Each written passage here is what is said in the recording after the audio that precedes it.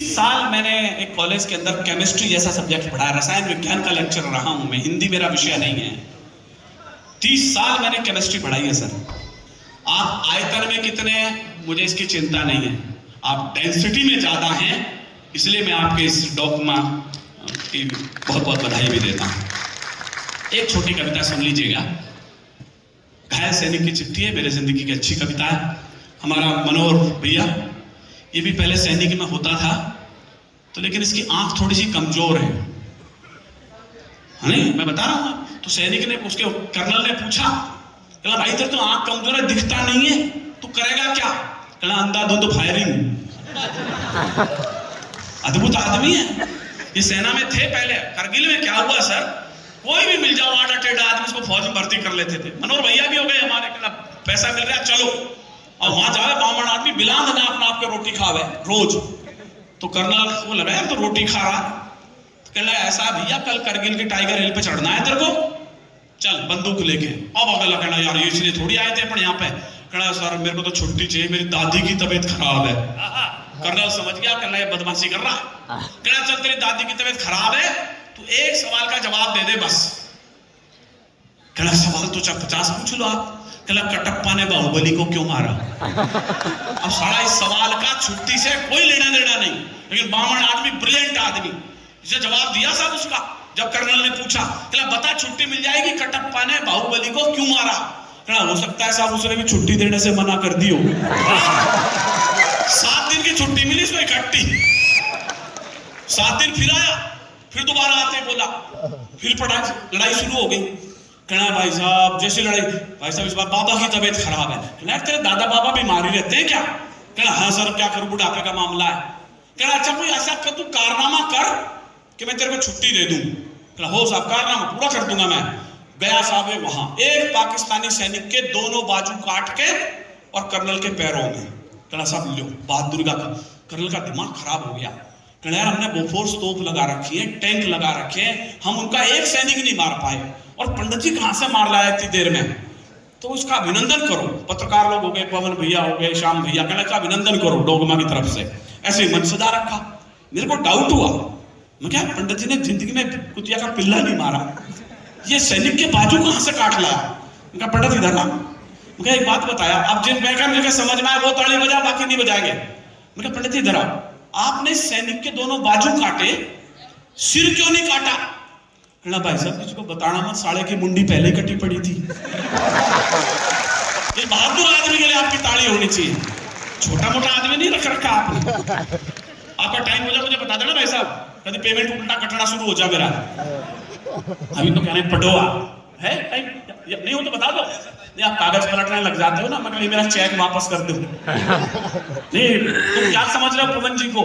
अद्भुत दानी आदमी है, अद्भुत दानी आदमी पवन गोदारा। ना ना ना ना, मैं आया पिछली बार इनके पास में, मैं कहा पवन भैया इतनी बड़ी संस्था चला रखी है, मैं भी एक प्रोग्राम कर रहा हूं, जरा चेक दे दो। कहला कितने का? मैं कहा 10 लाख का दे दो। कहना 10 लाख बहुत छोटी रकम मांगी, 20 लाख ले। 20 लाख भर दिए साहब। मैंने चेक देखा, चेक के ऊपर कोई साइन नहीं, कारण समझना। मैंने कहा भाई साहब इस पर साइन तो कर दो। कहना गुप्त दान है, ले जा। तो भाई आज साइन करवा लिया इनके, आज भरोसा नहीं, मुंह नहीं लगा अगले। एक कविता सुन लीजिएगा, एक बार ताली बजा के मुझे मन दे दीजिएगा, मैं एक छोटी कविता कह के अपना विराम देता हूं।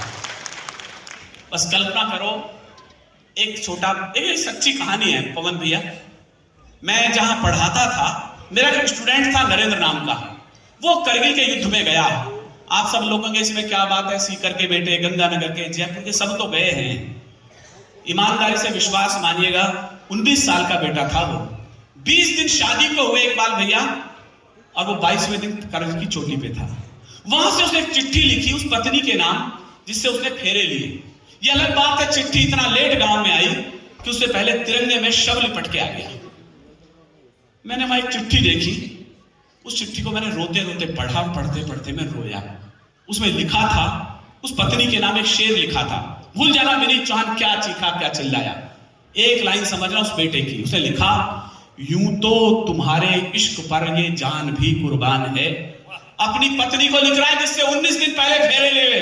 अगली लाइन पर मैंने ताली बजाई, आप तो रोक के बताना। उसे लिखा, यूं तो तुम्हारे इश्क पर ये जान भी कुर्बान है, पर मादरे वतन पे अपना इश्क भी कुर्बान है। शुक्रिया, सैल्यूट आपको, आपने ढंग से सुन लिया है। बस वहीं से शुरू हो रही है, मां तुम्हारा लाडला रण में अभी घायल हुआ है।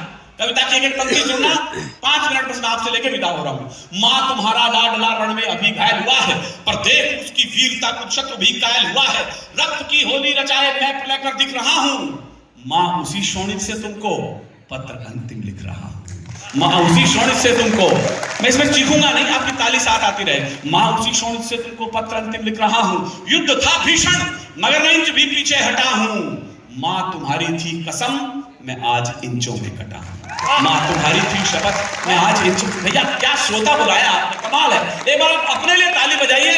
मैंने 3500 प्रोग्राम पढ़े होंगे, लेकिन ऐसे लाजवाब मैंने श्रोता नहीं देखे। मां उसी शोणित से तुमको पत्र अंतिम लिख रहा हूं।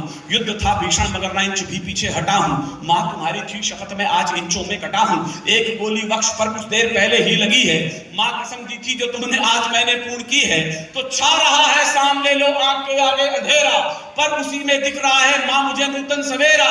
कह रहे हैं शत्रु भी मैं जिस तरह शैदा हुआ हूं, लग रहा है सिंघनी की कोख से पैदा हुआ हूं। लग रहा है सिंघनी